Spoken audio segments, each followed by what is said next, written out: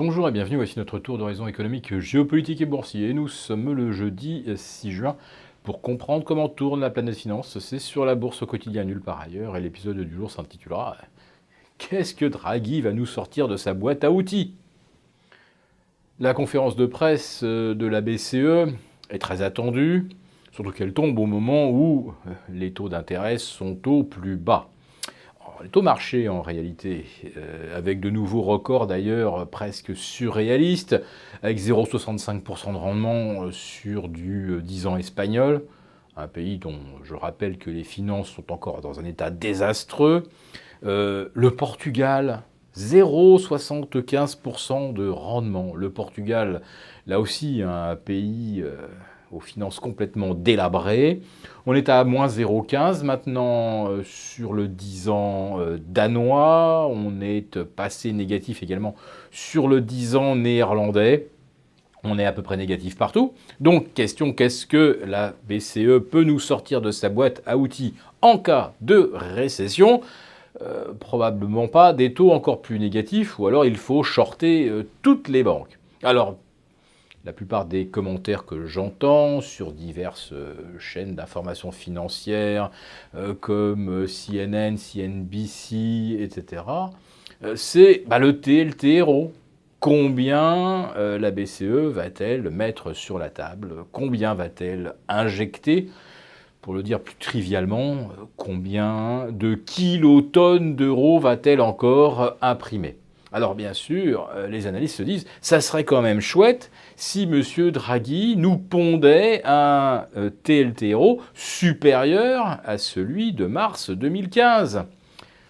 Et naturellement, on espère avoir toujours plus d'argent gratuit, puisque là aussi le message de la BCE ce jeudi sera certainement qu'on n'est pas prêt d'évoquer une hausse de taux. On l'avait suggéré un petit peu à l'automne dernier. On se piquait de vouloir éventuellement normaliser la politique monétaire, faire comme la Fed. Maintenant, faire comme la Fed, ça consiste à baisser les taux. Monsieur Powell d'ailleurs l'a confirmé. Il y aura probablement au moins un geste dès le début de l'été. Le marché, lui, en anticipe déjà 3 aux États-Unis. Bon, la BCE ne peut évidemment pas mettre les taux à moins 0,75. Elle n'a aucune marge de manœuvre. Donc, pour l'instant, c'est la Fed qui a toujours le lead.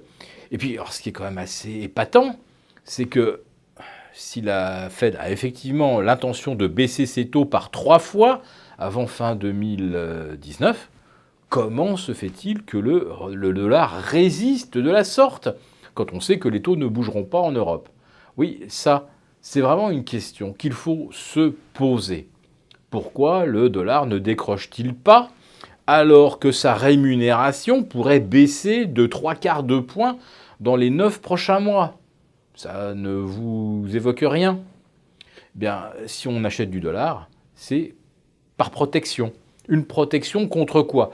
On ne sait pas trop, mais une probable protection contre un accident financier. C'est pas moi qui le dis, c'est Jérôme Powell. Il a en effet affirmé que la Fed avait utilisé des instruments très puissants lors de la crise de 2008-2009 et que ça avait bien fonctionné. Autrement dit, est-ce que la Fed n'est pas au bord de devoir recourir à nouveau à ces instruments? Quand on regarde la structure de la courbe des taux, on est déjà en pleine crise. Parce que là, l'inversion de la courbe de taux que nous avons aujourd'hui, elle est sans précédent depuis 10 ans. Et surtout, on a une sorte de rapport entre le niveau des taux d'intérêt et le niveau du pétrole qui est absolument typique d'une situation de crise avérée. Je dis crise avérée, c'est-à-dire les indices boursiers ont déjà perdu 40-50%. Là, on en est à quoi? À 5% par rapport au sommet. Le CAC 40 revenu au-dessus des 5003.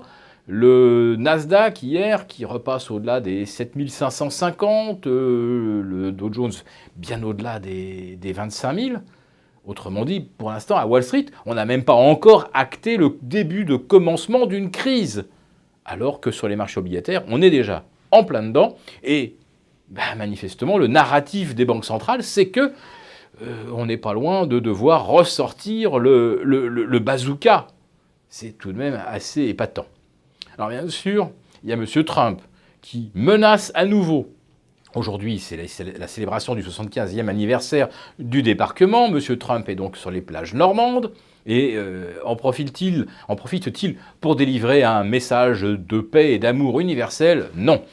Il prévient de nouveau les Chinois que ça ne va pas tarder à taxer sur les 300 milliards d'importations qui n'ont pas encore subi de hausse de tarifs douaniers. Et les pourparlers avec le Mexique pour mettre en place des mesures de frein à l'immigration, ces pourparlers ont échoué. Donc on a su ça en matinée. Et M. Trump prévient de nouveau les Mexicains, faites quelque chose, sinon gare, ça va tabasser sec côté tarifs douaniers. Alors on peut comprendre effectivement que les marchés aient des motifs d'inquiétude. En tout cas, les marchés obligataires, eux, les ont tous pricés en quelque sorte. Mais sur les actions, toujours rien. Je vous le disais hier, la remontée que nous observons aujourd'hui n'est-elle pas le dernier moment, la dernière occasion de se couvrir ?